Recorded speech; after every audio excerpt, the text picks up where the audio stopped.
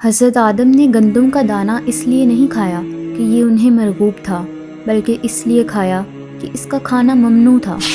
بیمار ہونے پر اپنے دشمنوں کو معاف کر دیجئے تاکہ آپ صحت یاب ہو جائیں۔ بن بلائے مہمانوں کا خیر مقدم اس وقت ہوتا ہے جب وہ جا چکے ہوتے ہیں۔ شادی ضرور کیجئے، اگر بیوی اچھی ملی تو زندگی پرلطف ہو جائے گی، اور اگر بیوی اچھی نہ ملی تو آپ فلاسفر بن جائیں گے۔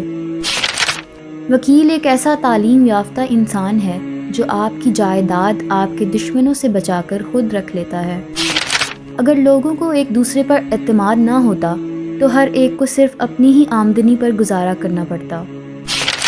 مجھے وہ آدمی بہت یاد آتا ہے جس نے ماں باپ کو قتل کر دیا۔ جب اسے سزا سنائی جانے لگی تو اس نے اس بنا پر رحم کی درخواست کی کہ وہ یتیم ہے۔ تیز زبانی ایک ایسا آلہ ہے جو استعمال سے گھس کر اور بھی تیز ہو جاتا ہے۔ انسان صبح کے وقت اپنے آپ کو آہستہ آہستہ مرتا دیکھنے کے لیے کتنا خوش اٹھتا ہے۔ خوشامد بیوقوفوں کی غذا ہے، اس کے باوجود بعض اہل تمیز بھی اس غذا سے بہرہ ور ہونے کو مذموم نہیں سمجھتے۔ دنیا میں سب سے بڑی مصیبت یہ ہے کہ بیوقوف پر یقین اور عقل مند شک و شبہ میں گھرے رہتے ہیں۔ شادی اسی وقت کامیاب ہو سکتی ہے جب خاوند بہرا اور بیوی اندھی ہو۔ فراموش کرنے والے خوش قسمت ہیں کیونکہ وہ اپنی غلطیوں پر قابو پا لیتے ہیں۔ اگر زندگی کے باغ سے کانٹے چن لیے جائیں اور وہ خوشیوں کا گلدستہ بن جائے تو ایسی زندگی دوزخ سے بھی بدتر ہوگی۔ اگر قانون کی زبان ہوتی تو وہ سب سے پہلے قانون دانوں کی شکایت کرتا۔ دنیا میں سب سے بڑی آبی قوت عورت کے آنسو ہیں۔ نغمہ ایک ایسا لائسنس یافتہ ذریعہ ہے جس سے پبلک میں ایسی فحش باتیں کہی جا سکتی ہیں جو کسی اور ذریعے سے کہنی مشکل ہیں۔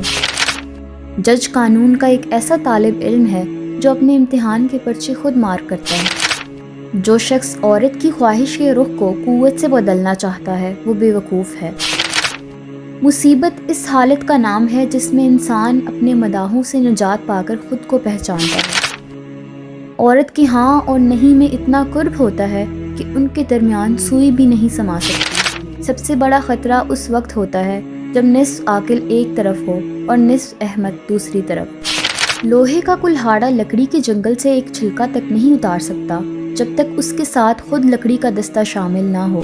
بعض لوگ اچھا بننے کے لیے اتنی بھی کوشش نہیں کرتے جتنی کہ اچھا نظر آنے کے لیے کرتے ہیں۔ آج تک جو قوانین بنائے گئے ہیں ان کا کام چھلکوں کی حفاظت کرنا اور دانوں کو دور پھینک دینا ہے۔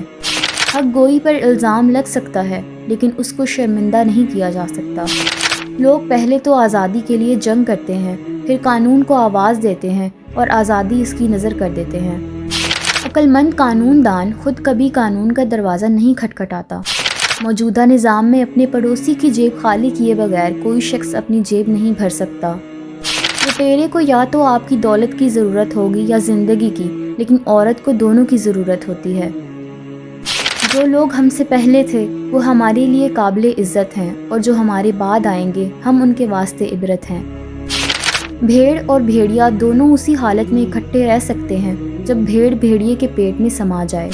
قسمت اپنی عنایات دونوں ہاتھوں سے تقسیم نہیں کرتی، وہ غریبوں کو معدہ دیتی ہے لیکن خوراک نہیں دیتی۔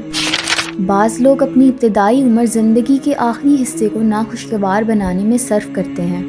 سوتے وقت اگر آپ کو جھٹکے لگتے ہیں تو آپ پر ان 3 چیزوں میں سے کسی ایک کا حملہ ہے: کالا جادو، کسی برے شیطان کا سایہ، یا پھر آپ ہر وقت کسی خوف میں مبتلا رہتے ہیں۔